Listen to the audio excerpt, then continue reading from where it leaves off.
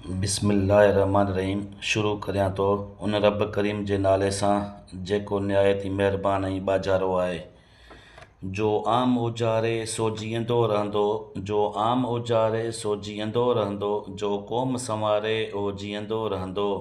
मूंखे तारीख़ ऐं तक़दीर ॾिनी पका, मूंखे तारीख़ ऐं तक़दीर ॾिनी पका, जो सिंध संवारे उहो जीअंदो रहंदो। जनाबे सदर, अॼु मूंखे जंहिं मौज़ूअ ते लब कुशाई करण जो मौक़ो ॾिनो वियो आहे उहो आहे सिंध धरती। जनाबे सदर, हीउ हिकु अज़ीम उनवान आहे जंहिंखे आऊं त छा पर पूरी दुनिया जा लेखक लिखंदा रहनि, बयानु कंदा रहनि, पर पोइ बि सिंध धरती जी सकाफ़त खे, सिंध धरती जी शान खे, सिंध धरती जी मान ऐं मर्तबे खे ऐं सिंध धरती जे अजर ऐं टोपी खे बयानु करे नथा सघनि।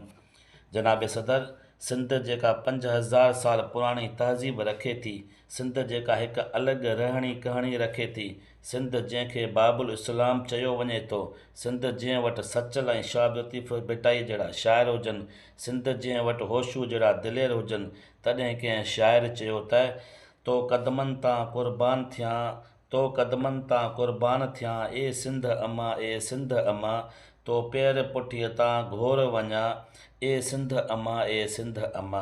तो ॿुध धर्म जा पार ॾिठा, तो ॾाहर जा ॾहकार ॾिठा, तो पंहिंजनि जा हिते पार ॾिठा, तो धारियुनि जा हिते ददकार ॾिठा, ए सिंध अमा, ए सिंध अमा।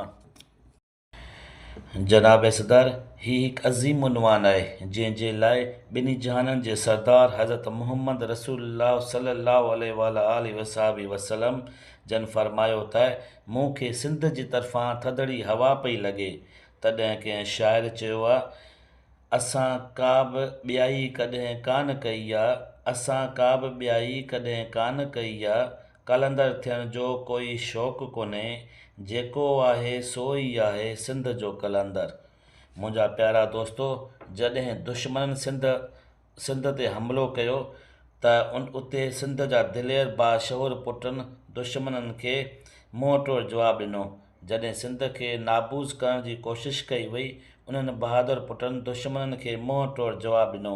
आख़िर में मां हीउ शेर चई पंहिंजी जाइ वठंदुसि, ही सुहिणी मुंहिंजी धरती आहे, ही सुहिणी मुंहिंजी धरती आहे, ऐं सूंहं भरियल का सरती आहे, ही सुहिणी मुंहिंजी धरती आहे। महिरबानी।